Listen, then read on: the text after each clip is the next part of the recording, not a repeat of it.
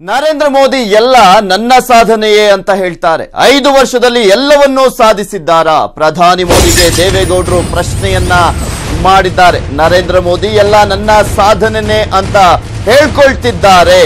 5 ವರ್ಷದಲ್ಲಿ ಪ್ರತಿಯೊಂದನ್ನು ಕೂಡ ಸಾಧಿಸಿ ಬಿಟ್ಟಿದ್ದಾರಾ ಅನ್ನುವ ಪ್ರಶ್ನೆಯನ್ನ ಮಾಜಿ ಪ್ರಧಾನಿ ದೇವೇಗೌಡರು ಹಾಲಿ ಪ್ರಧಾನಮಂತ್ರಿ ನರೇಂದ್ರ ಮೋದಿ ಅವರನ್ನ ಪ್ರಶ್ನೆ ಮಾಡಿದ್ದಾರೆ. ಪುಣ್ಯಾತ್ಮರು ಬ್ರಿಟಿಷ್ ಕಾಲದಿಂದ ಕೆಲಸವನ್ನ ಮಾಡಿದ್ದಾರೆ, ಬ್ರಿಟಿಷರಿಂದ ಭಾರತವನ್ನ ಉಳಿಸಿಕೊಳ್ಳಿಲ್ವಾ? ಮೋದಿ ವಿರುದ್ಧ ಶ್ರೀ ದೇವೇಗೌಡರು ಈ ರೀತಿಯಾಗಿ ವಾಗ್ದಾಳಿಯನ್ನ ನಡೆಸಿದ್ದಾರೆ. ಪ್ರಧಾನಮಂತ್ರಿ ನರೇಂದ್ರ ಮೋದಿ ಅವರ ವಿರುದ್ಧ ಹಿಂದಿನ ಕಾಲದ ಪ್ರಧಾನಿಗಳ ಭಾಷಣ ಕೇಳಬೇಕು, ಪ್ರಪಂಚವೆಲ್ಲ ಮಲಗಿದೆ ಆದ್ರೆ ಭಾರತ ಎದ್ದಿದೆ ಅಂತ ಹೇಳ್ತಾ ಇದ್ರು.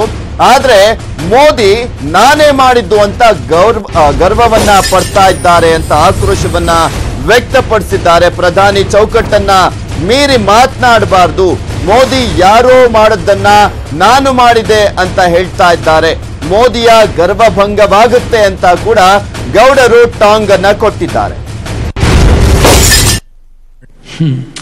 ನಮ್ಮ ಪ್ರಧಾನಮಂತ್ರಿಗಳು ಹೇಳ್ತಾರೆ ಎಲ್ಲವನ್ನೂ ನಾನು 5 ವರ್ಷದಲ್ಲೇ ಸಾಧನೆ ಮಾಡಿದ್ದೀನಿ ಅಂತ ಹೇಳಿದ್ದಾರೆ. ಹಿಂದೆ ಯಾರೇನೂ ಮಾಡೇ ಇಲ್ಲ ಅಂತ ಹೇಳಿ ಈ ರೀತಿಯ ಮಾತನಾಡ್ತಕ್ಕಂತಹದ್ದು ಆ ಸ್ಥಾನದ ಚೌಕಟ್ಟನ್ನು ಮೀರಿ ಹೋಗುತ್ತೆ. ಮಾಡಿದ್ದಾರೆ.